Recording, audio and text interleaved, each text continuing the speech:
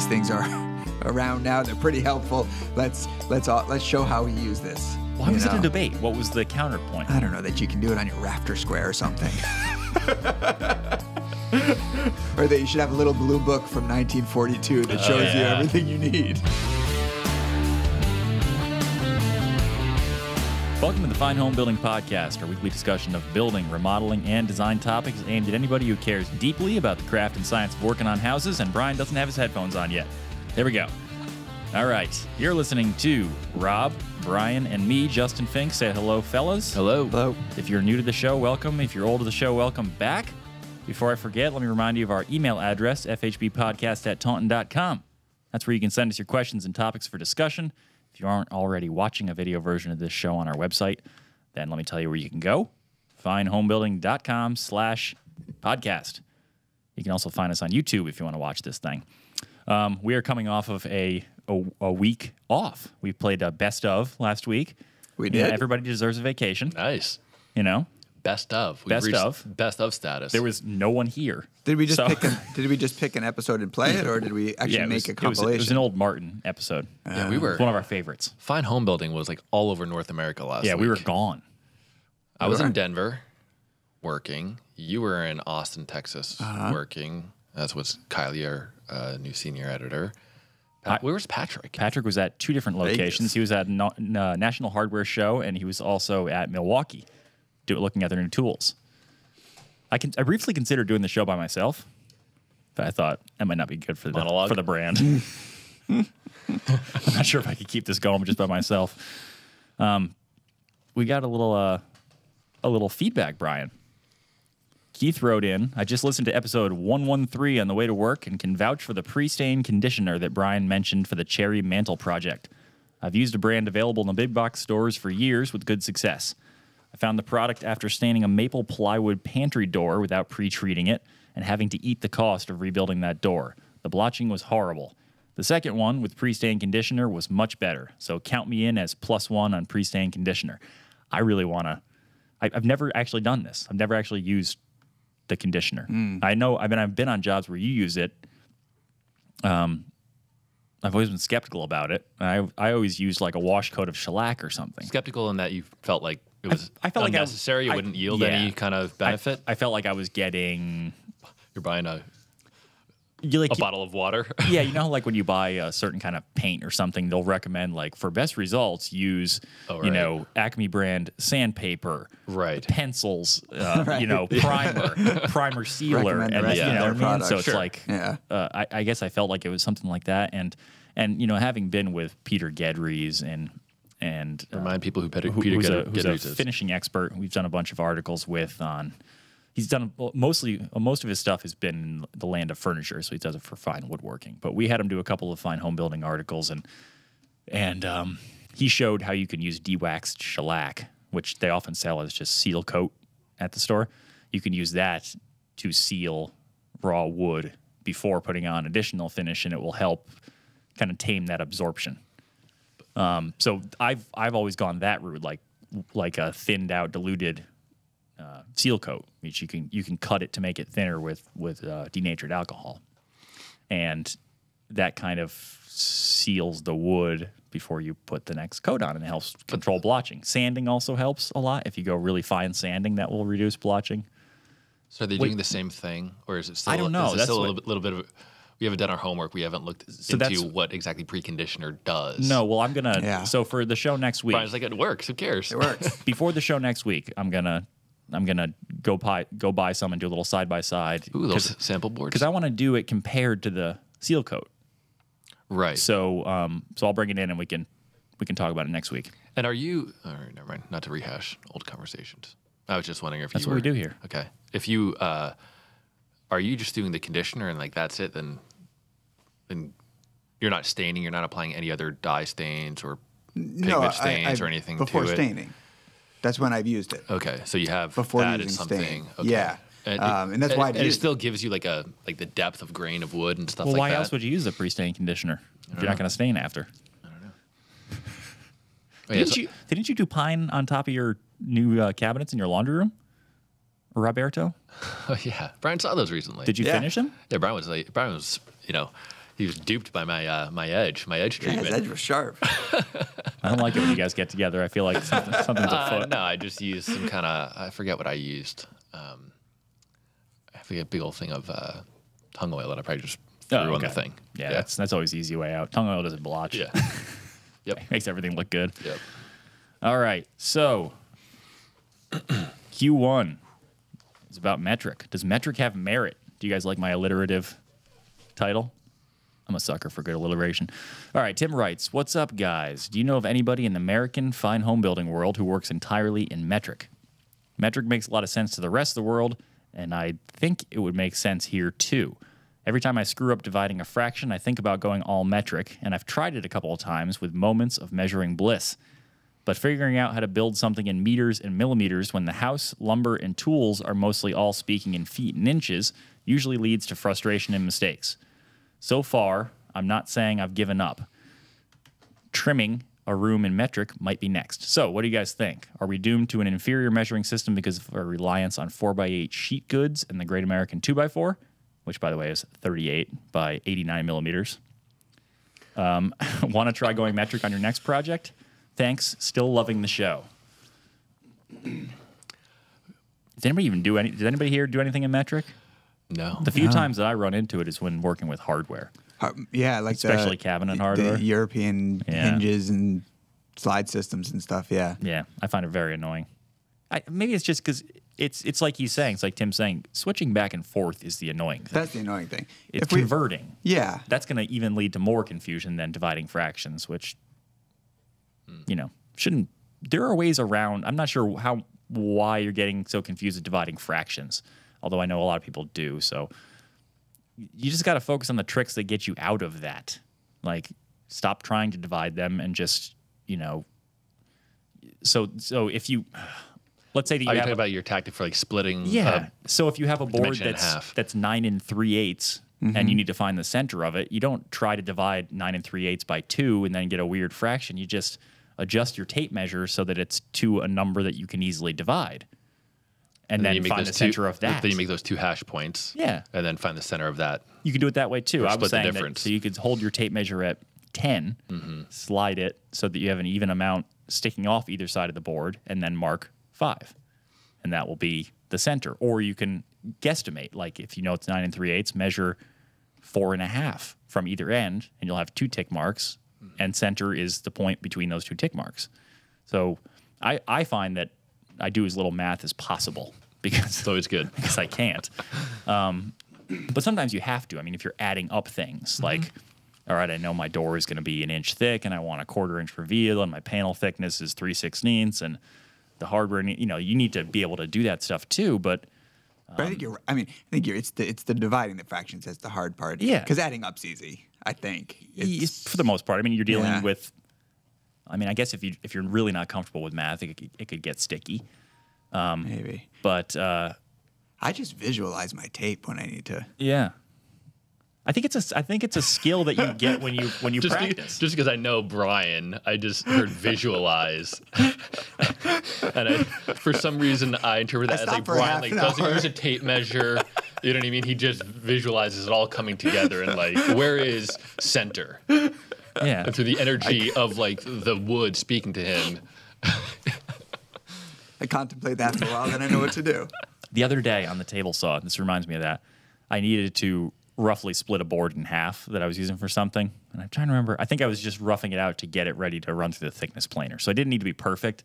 So I just eyeballed it. Did you say you were ripping a piece of plywood? No, it was just a piece of wood.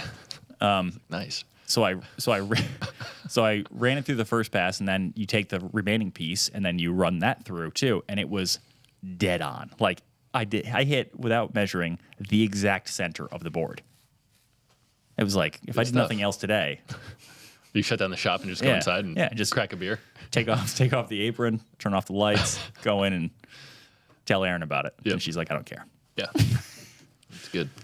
But to his point, so back to metric. We're not going to change over, right? We got a lot of things to do in the building industry. I'm actually surprised that it has not changed over because I remember, a long time back now, being in grade school, and they would talk back then about we're all going to metric soon. Like it was like this big thing that was always looming, and I wonder if they're still saying that, or if they've just gone screw it, we're not even going to pretend we're going to metric. It's not happening.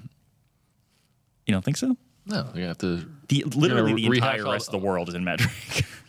Well, we're the only ones, I think, right? We're independent. I don't we're know. independent. I mean, isn't it the U.S. system essentially versus metric? Well, it must have come from one of our forebears. I don't know. Jeff, do you know anything about this? Yeah. See, I knew Jeff. That's awesome. Jeff has been sitting here for 10 minutes while we talk about nothing. He's probably has something informative to say, and he's like nervous about speaking up. Basically, what say you? It's basically the English system. Yeah. Yeah. So we had it from England, and Liberia is still using the same U.S. system. So we got it from England, and now England switched to metric? Yeah.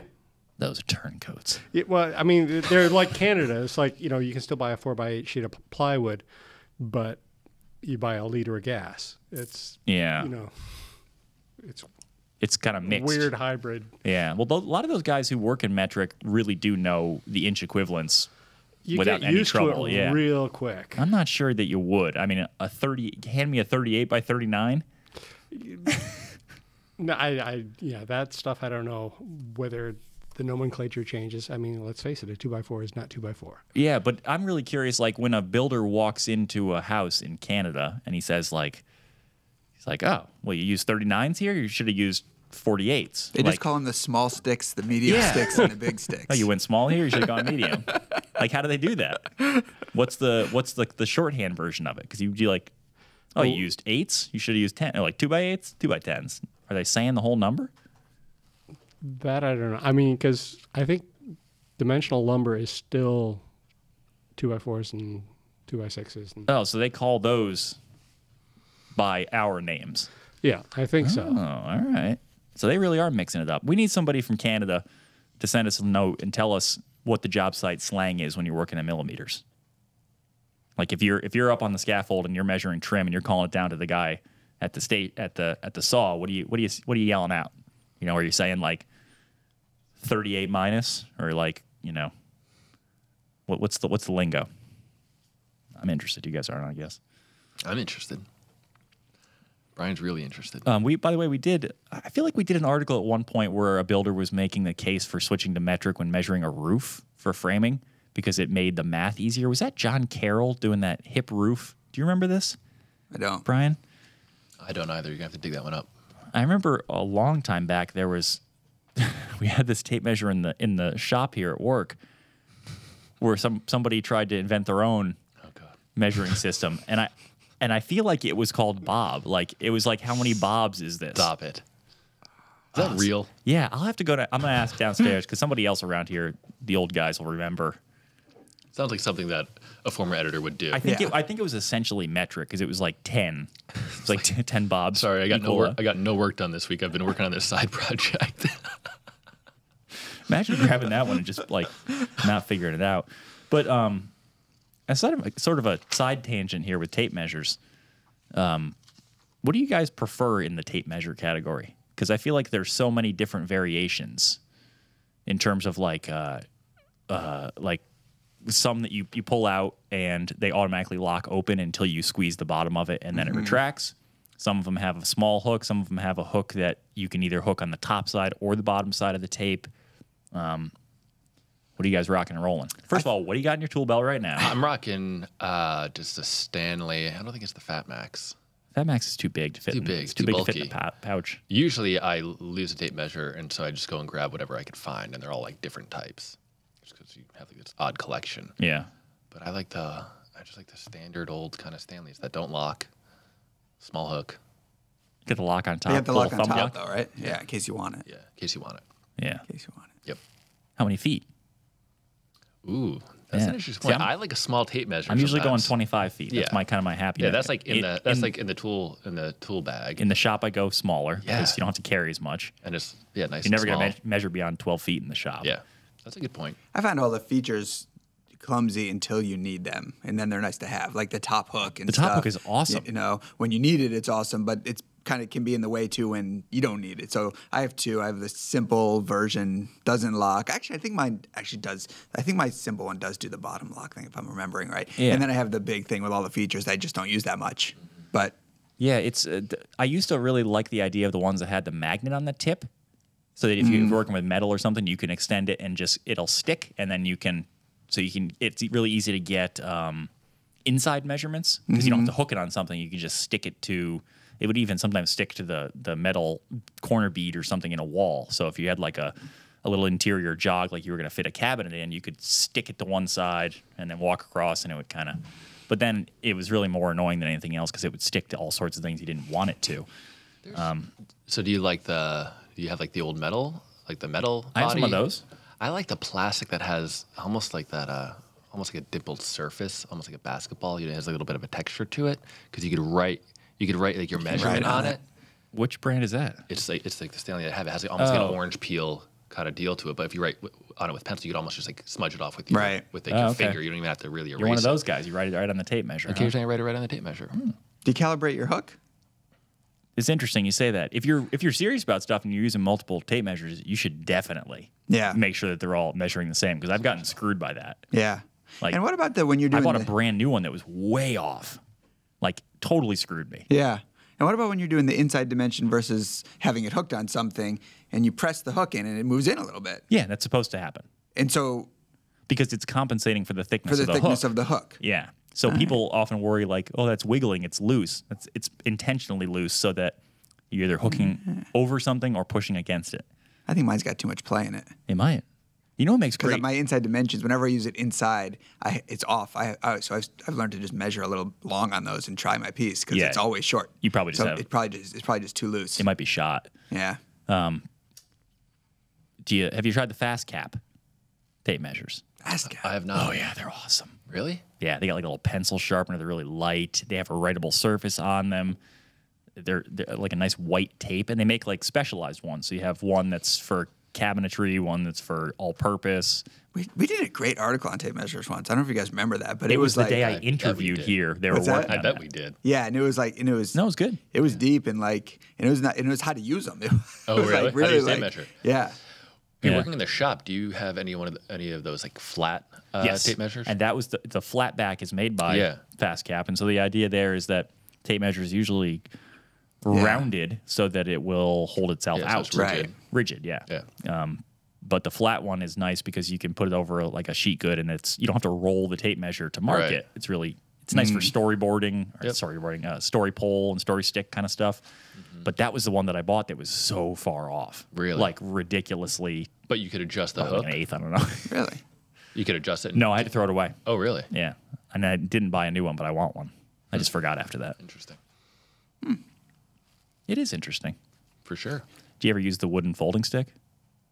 I've got one. But I I've never used used it for it. The anything. folding roll Yeah. with the slide extensions. I have used it. Kevin Ireton used to be a big fan of that thing. Yeah. He would keep it in his little apron there. I've used I it don't like know if he's in. got a laser measure now. I've used it in areas like maybe like where you would use a set of like pinch sticks. You know, like Yes. Getting an inside. yeah, like Dimension on stair inside treads, something. like a little Pinch whatever sticks are cove the on best. Like anybody out there who has ever had to use pinch sticks, just go and make a set and keep them forever. I think Lee Valley makes a little set of little like set screw things, and you make your own little wooden sticks so that you can slide it out and then screw these things tight really? to lock that dimension. instead of using so like a useful for spring stuff. clamp or something. Yeah, so you don't have to use instead of just clamping two pieces Yeah. together, two sticks. But that's Yeah. good too. We should just do an article on measuring tricks. Sure. Brian, There's Brian lots will of them. work on it. Do it. All right. Pontalillo approved. Douglas wrote to us, my question is one that has bugged me for years. When I built our house, one of the few things that I hired a contractor for was the drywall. Out here in Colorado, textured walls are common. I was told by two different drywall contractors that smooth walls would cost more because they would need to be skim coated. When I asked, why not just tape and sand, they claimed that the drywall available in our area uses a paper that would not blend with the tape joints. I always thought that was what PVA primer was for. A couple of years ago, I was walking through a new house that a friend of mine has built, and I asked his builder about the textured drywall, and he gave me the same story. Is there any truth to this, or is it all a big scam to be able to charge for the texture and not have to sand as well? I can tell you right now, the drywall is not different. So one of the when I first read this question, I wondered if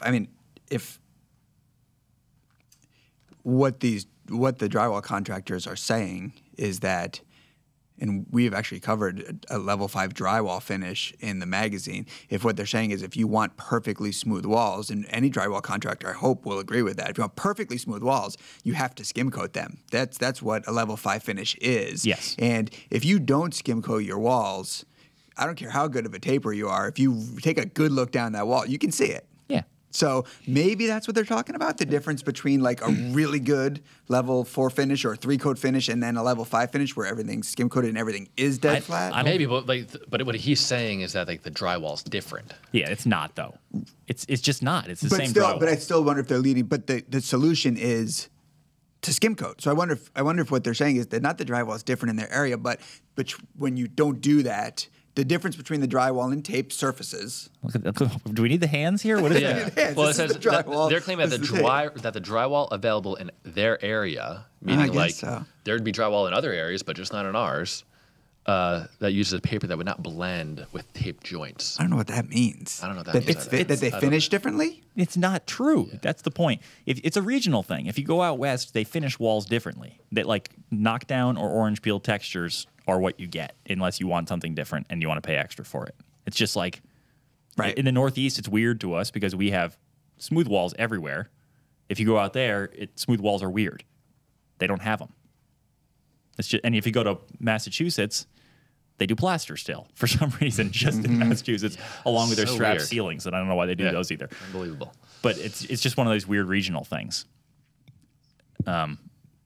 I also learned that there was a difference between knockdown and orange peel. Orange peel is a further version of knockdown. So knockdown is like, so what they're doing essentially with this tech. What is going on over here? Just adjusting my microphone. What's going on over here is that they put the drywall up, and I think they do 2 coats.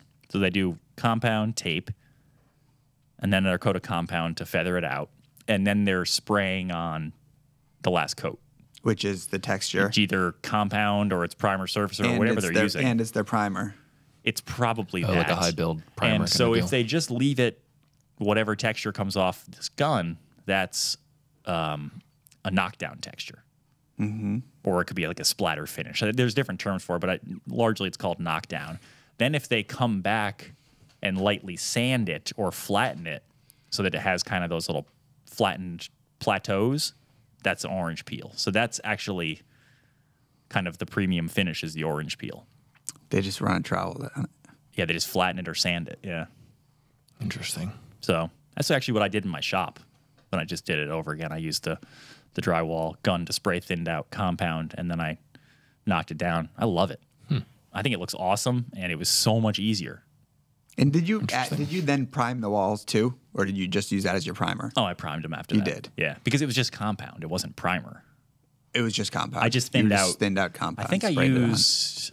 I think I used lightweight compound, the blue bucket.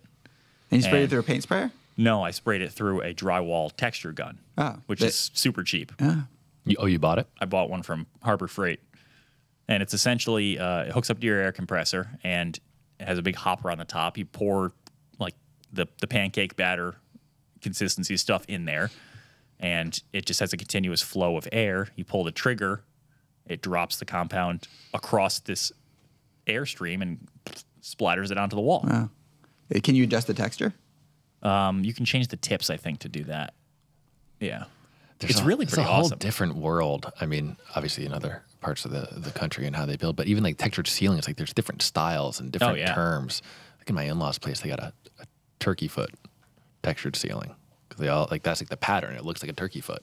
Yeah, it's wild. The plaster job that I was on, that I watched the guys work on in Massachusetts, they did every ceiling got a texture, but the ones in the no, I'm sorry, I'm wrong about that. The main living areas got troweled smooth, but the closets got a texture because it was easier because you didn't have to trowel it smooth. So they would get it close, and then they would do like one of their brush techniques, right? Like those little swirls or whatever. Swirls or just dapples or It's really interesting that, and the same thing probably for the garage. Like the utility areas don't get the same attention. Yep.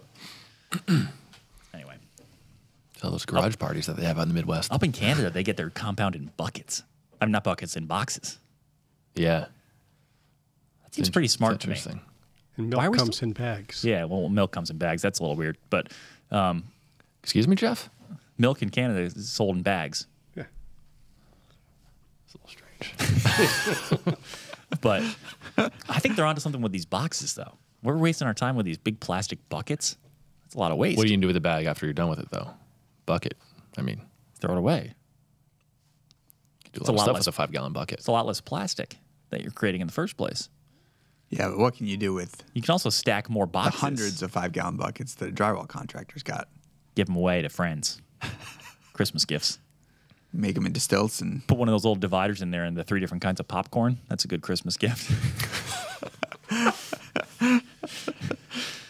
Man. Oh God, yeah. We have Brian. We have any number of tips at Fine Home Building for what you can do with those buckets Yeah, if we you do, search our don't we? website. yeah. The only thing we might have more of is paint rack tips. drying tips, drying Drying racks. rack, yeah. Yeah. We haven't had one of those in a couple issues. The drying rack. Talk to Chuck Miller about it. Yeah. All right. Favorite articles. This week our theme is going to be the article that you're most proud of shooting, editing, and producing. You know, and or you could be This is a tough question. your favorite article that you did, essentially. And Rob, you've been here for 12 years. Something like that. Brian, you've been here for how many? 15? Yeah, Ish? I'm 14. So we've done a lot of articles between us. This is Yeah. it's a hard one to narrow down. I think I forgot everything that I've ever did. Yeah. It was easy for me. Really? Yeah. Then go first. Yeah. It was framing a roof alley with Rick Arnold. I remember that. And it was just, and the only reason is because you asked favorite article that you're most proud of for having Yeah. worked on, and it was just so hard for me and so complicated, and yet we got through it and made a good article out of it. So if it comes down to really what I'm proud of, like the fact that we got through that, and I think we actually taught some good stuff in it, which is such a challenging topic Yeah. to teach. Yeah. That's the one I would have to say I was most proud of. That I stuck with it. That I didn't like. And then Yeah. I was pretty new here at the time too, and I was scared to work on this article to Yeah. like have my meetings with my editor and the art department and to like try to pretend I understood all of this. It was pretty funny. One of my favorites, and I don't know if it's my absolute favorite, was also with Rick Arnold doing the doghouse dormers. He's just got great. He doesn't have like flashy, fancy tips for how to do stuff. It's just like solid, no nonsense, streamlined processes. Well, and Rick's amazing because he as a builder, and I got to see this house that this roof was on. I got to see a few different aspects of the work on this house. I visited it a few times, and he's just so dead on as a builder. Yeah. When it came time to frame this roof, he stood on the ground, feet firmly planted on the ground, and cut everything, that's what he did for the. and then brought it up to the roof, and it all fit. That's what he did for the doghouse dormers too. Yeah. And it was like, Amazing. yeah, the slowest part. There was no slow part. Yeah, and he knew that he could use the plans because he knew that that everything was dead on. Yeah. He knew his plates were going to be where they were supposed to be. And it's a great testament to like, if you want an easy time framing a roof, then do a really good job at the mud sills and the walls and everything that comes before Yeah. it, and everything will be easier. Yeah. This article was also one of the first times I think that we said we decided to let Rick show how to do the math on the construction calculator. Yes. And it was a little bit of a debate here. It was like, do we want to go down that route or not? And the end of the day, everyone agreed. These things are around now. They're pretty helpful. Let's show how he used this. Why was it a debate? What was the counterpoint? I don't know, that you can do it on your rafter square or something. Or that you should have a little blue book from 1942 that shows you everything you need. That's funny. That was a good. That was early. This is pre-iPhone. Yeah. That was those really cool photos in that story too. I remember them being very striking because it was an LVL Valley rafter, right? Yes, that's right. Yeah. Yeah, that was a cool shoot. Where were you standing for that?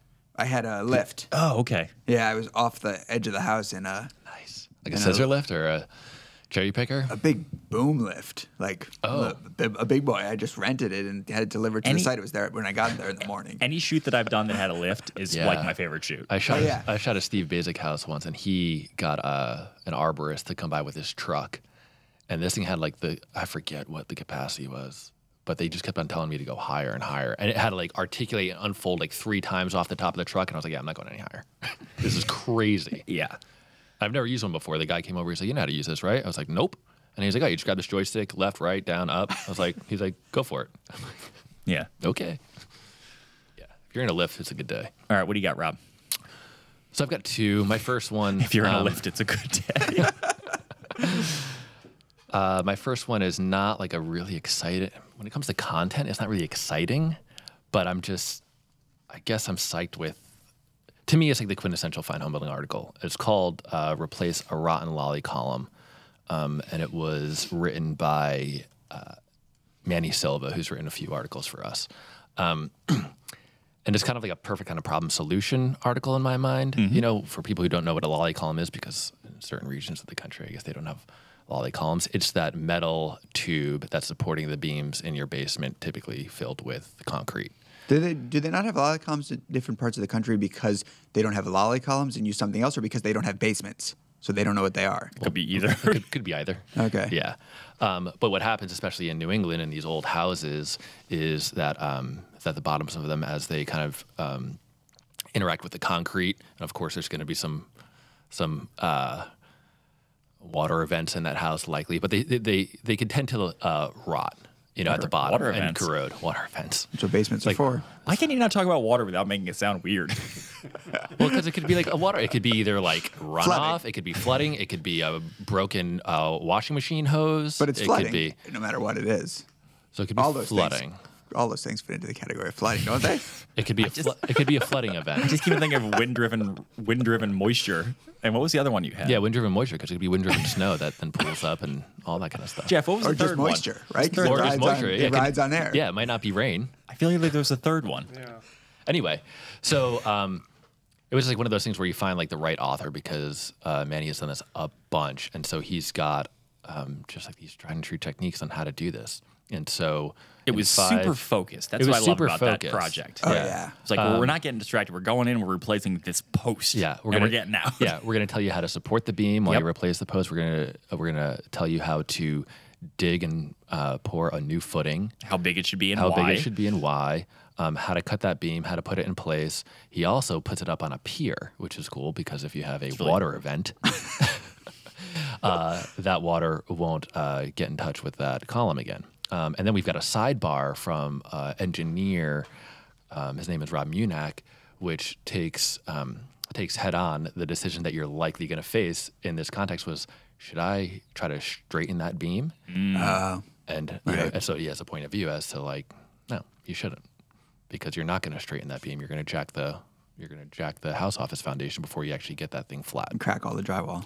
Crack all the drywall. In a lot of cases. In the upper floors. So anyway, so that was a cool one, just because it was like, cool, got it. And it just came together. It's like when you're on site, you're actually building, it's on the editor side, like you're building the story while you're there. And so, yeah, right from the opening lead, when I saw the actual job, I started, you know, you start to build the shot list in your head, and you start to lay out the article as you're watching the project unfold. So that was really cool. I also liked he had this little tidbit in there that I thought was kind of cool, is that he kind of answered this question before anybody had it, was, is there a difference between red and gray lolly columns? No, they're the same thing, just different lolly columns. Yeah. Like they don't perform any different. And it was just kind of like, it was this nice guiding hand of like, if you're going to go do this, you're going to go to the store and yours might not look like mine. Yeah. Don't worry. Yeah, and it's like, guess what? There's a bunch of different ways that you could cut a lolly column. Yes. Here's how to do it. Yeah. You know? Yeah, so it was a good article. The other one, because I was, you know, the how-to editor and then a design editor, the other one was that I really liked was a project by James Torr, and the article is called Exploiting the Elements of Passive Design. And that's when it was a little bit kind of like your favorite article, where it was actually really hard. I mean, you know how it is to be like on these architectural shoots. Like there's really early days to get like the light right, and to light this house was really hard. And just like the context and the site, it was like it was really challenging. And so to be able to like pull off the shot, I guess, I was pretty stoked about. What was the name of that article? Exploiting the Elements of Passive Design. I remember that. Yeah, It's, it was cool. It had a big spread on all the passive elements of the house. Yeah, there's like 5 systems at play in this house, was a like all gorgeous passive. house. Yeah, so number one, like probably one of my favorite houses, just because it's that kind of Pacific Northwest timber frame, modern style. It's pretty small. And then, yeah, so not only was the photo shoot really hard, but then pulling together this insane drawing for that middle spread was just like, was challenging, because you go rounds and rounds of review with the illustrator and the art department against the plans and figuring it out. And so, yeah, and then to try to articulate 5 passive systems, whether it's heating and cooling or solar shading, rainwater harvesting, earth sheltering, and daylighting into one spread to get it all working and to fit and to be meaningful was just one of those editorial challenges that kind of makes it fun. I think mine, I had a different one in mind, but I'm going to pivot based on, because something else has popped in my mind while we discuss this. And the one that kind of influenced me the most, and I was kind of most proud of being a part of, I think, was that that big passive house build that we did. Oh, yeah. Because, I mean, it was epic simply for the fact that Colin, our video director, there for a year, and I were there for, I mean, most of a summer. Just, it was the only time at this job that I've been able to follow the building of an entire high-performance house from foundation in the ground to finishes inside. And the crew didn't have, the architect, Steve Basic, who, you know, definitely knows his stuff, he was practiced and he knew what he was doing and he was confident, but the builders had never done one of these before. So you got to watch that learning curve and at times their buy-in, like how Steve would get them excited about the outcome, and other times their complete frustration and the swearing and the, you know, of like, you know, the goop that you have to put under the plates to air seal them and then getting all over their tools and they're ruining their clothes and, you know, building things slightly out of order to make, you know, like pouring the slab after the shell is erected so that you can make sure that the insulation is tied into the wall, insulation and slabs tied to the insulation in the walls continuously. And so there was like these hiccups where they were getting pissed, but also it was so interesting for them, I think, that it was so different. It was like, we're going to do what? And it was just, you know, people would walk down the street, this is in Cape Cod, and people would walk down the street and be like, why doesn't that house have any windows? And you're like, no, it's going to have windows. Don't worry. They just haven't cut them yet because we're going to do an air test. And like, oh, it's one of those greenhouses. And then they get to find out what a passive house is. And what did we do? 6 articles in the end? 5 or 6. And then, but we did videos for every one of them too. And you can learn so much just from that little series. I mean, even if you don't build that way, because I mean, Steve reinvents the way he builds houses pretty regularly, pretty much every house. Yeah. So it's not like he has a system, but you can learn a lot of what you need to know to get to a really, really efficient house just in that little video series on our website. So we'll have Mike throw that up there. And we're going to have a Steve Basic joint in our next issue. We are. Some cedar rafter tails. Cedar rafter tails. So nice exposed. Also in the same town. Detail. Cape Cod. In the same town, yep. It's exposed eave detail. And we're going to get a little bit at it about not only the carpentry aspect of it, how they did it, but also, because they did it on truss roof. So it's all applied. And then also like how he thought about the energy efficiency aspects of the wall to roof connection and allowing for this detail to be. And yeah, so it's cool. Yeah, it was slick. So you're going to get air sealing and insulation into a rafter tail. Of course. Detail. Nice. Oh, yeah. And we just got it into an episode. Yeah. Right on. Question 3, sistering the way forward. Hey, guys, my wife and I bought a balloon frame Victorian 2-flat 1904 in Chicago a few years ago that we've been rehabbing slowly. We rent the upstairs unit while living on the main floor.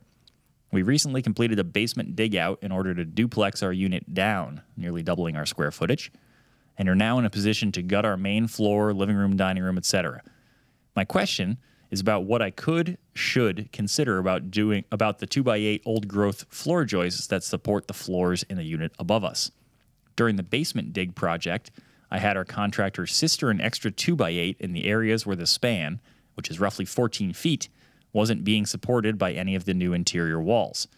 This helped a lot with bounce, but I'm wondering if there are other, better options I should consider. Does it make sense to sister in 2x10s or 2x12s alongside the 2x8s instead of matching them? I've got 9-foot ceilings, so there's room to play with. Cost is a consideration, as always. So is safety and long-term livabilities. Open to your suggestions. Love the show and magazine. So for people who don't know what sistering is, it's when you attach a piece of lumber alongside an existing piece of lumber essentially doubling it to add strength or stiffness or, I guess strength or stiffness. Or extra support in general, especially if a joist is damaged, it sometimes is done, or it's over drilled, over notched for plumbing. Sometimes it's done. It's a pretty common thing in remodeling when, because houses were often built to different standards or no standards at all, and once you have things opened up, you have a chance to make them more comfortable, make them flatter. See, this is right. So we talked just then about the lally column and Rob Munak saying, don't bother jacking up this beam because you're never going to move it. I would argue that for some way overspan floors, you actually can make a difference if you jack them up, get them closer to flat before you sister them. So I think of it more along the lines of like you're pre-tensioning it, like you're kind of compensating. There's no point in making it stiffer at its saggiest point. You might as well try and like jack it up to where it's closer to being flat, then sister it so that when you take that jack out, it will hopefully not sag to the same extent. You know what I mean? Depending on the floor plan. If you have a big wide open floor you're jacking up, you could probably move it. If there's a lot of cut up walls and plaster, it's probably not worth it because you're going to crack everything. Yeah, and they were saying, what Rob was saying is actually if you try to jack it all at once, you're likely not going to move it. But if you like for instance, if they in that previous article that I was talking about, if they wanted to get a beam flat, maybe a screw jack would be helpful. And if you slowly over time start to reverse that, that. Yeah, it's such an interesting concept. You can just basically turn it to half a crank once a week or something, and very slowly. 6 months later, you've got it where you want it. But yeah, in this context, is there an engineer involved? Because that's what I first thought was like, all right, we're not going to be able to really tell him what to do. I do get skeptical when we talk about engineering elements and strength and spans when we're going by feel. Well, I mean, you can.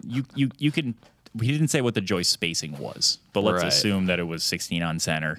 If he's using Doug for a joist, then he's somewhere around just shy of 14 feet for a span for a 2x8. So, I mean, he's not grossly over. Right. He's not. It's not way outside of the possibility. So, I mean, if he's sistering it up, he's going to get a little stiffer floor. So, 2x8s will work, and you want to glue and screw them using construction adhesive. But as you alluded to, there is a bigger bang for the buck if the bigger joist you sister alongside it. And if you've got the headroom and you're willing to sacrifice it, then a 2x10 is going to be that much better, and a 2x12 will be that much better. Or you could do a 2x10 on each side of the existing joist. But if that 2x10 is, if it's not bearing on the wall, or it's notched, or it's notched to be a 2x8, it would still be better because you're adding that stiffness across the length of where it's flexing the most. True. So you would notch it to sit on the mud sill and notch it to sit on a post or wherever you need it to. Yeah. I'm guessing there's no post since he's saying 14 feet. And by the way, the best way to notch that is to you're going to be taking essentially a horizontal and a vertical cut out of one end, right? So to notch it, so you drill a hole first and then cut to that hole. So it doesn't split out. Right. That hole, because the round shape of that hole will prevent the joist from splitting along the grain on that when you load it. A lot of people do that with stair stringers too. Yeah. It's a good tip. Yeah, it's a great way to not shoot yourself in the foot with splitting. But you said he was pretty close. Sorry, I don't, off the top of my head, don't know the approved span of a 2x8. But you said he's pretty much in that realm. Well, I mean, it just depends on where you look. I mean, you can just Google a span table. I mean, because different span tables from different organizations. Yeah, I mean, certainly the ones for decks are going to be different than interior, and if you look the loads are all over the place. If you look at a different year, it's going to be slightly different. And yes, the load, like live load versus the ratio of live load and dead load, and also your exact circumstances. Like, does he have a baby grand piano on the floor that he's supporting, or is it a giant cast iron bathtub? Like, those kind of things matter. It also. Sometimes it's just a comfort thing. Like, a lot of people complain, "Oh, I have an I-joist floor and it feels bouncy," and it can be totally within code. I think it's mostly a comfort thing. I mean, we don't see we see houses that are underbuilt, extremely underbuilt all the time, and they're not breaking. They might be bouncy. They might not feel, but they're not breaking. The tubs aren't falling through floors. Pianos aren't cracking joists. Right. He's not. The house, if this is what did you say it was, a 1903, 1940? Brian hasn't seen it. Brian hasn't seen it, doesn't happen. Brian hasn't seen it. So the house has been here for over 100 years. You know. Yeah, where's it going to go? It's not, come on. Thinking 101 years is going to break? Come on.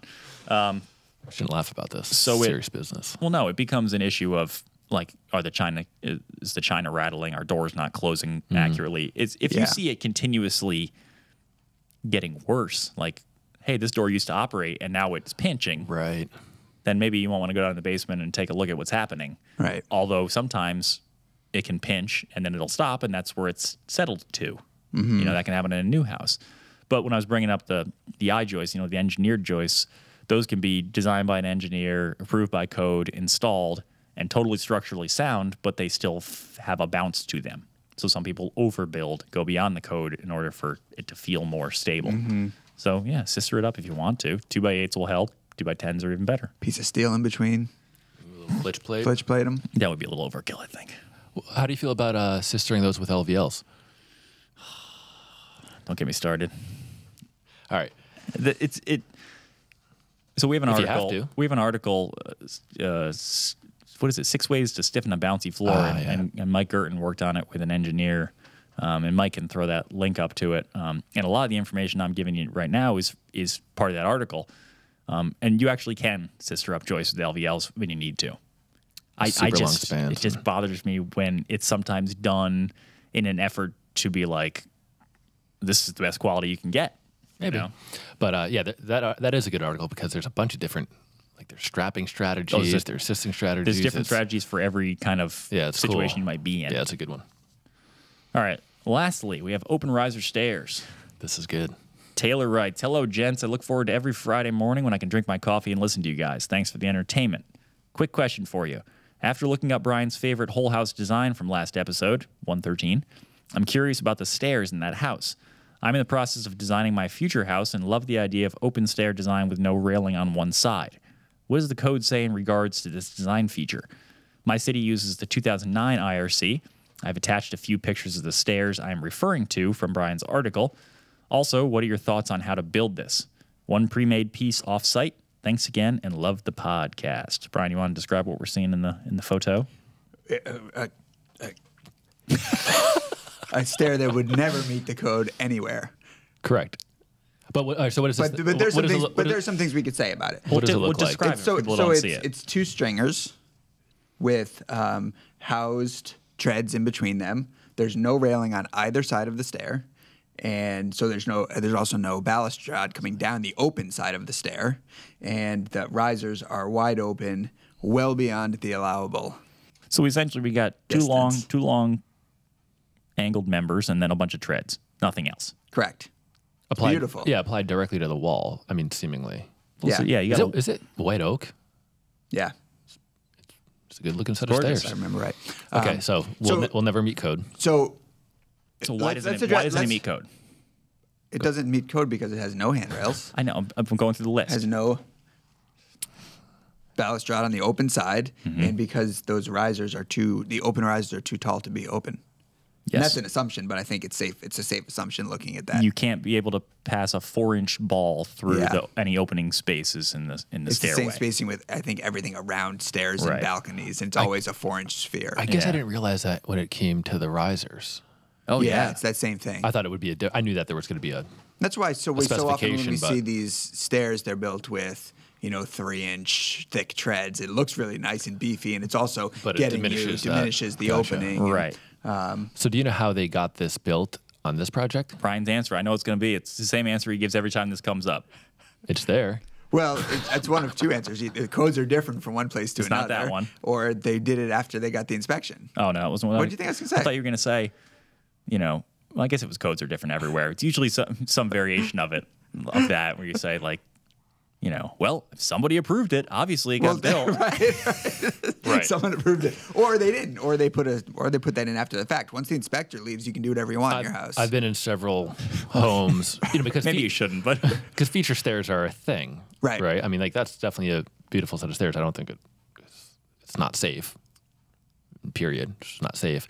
But yeah, like we're designers, like, well, they may have had a handrail attached to it, and then it's, you know, in the dumpster right after inspection. Right.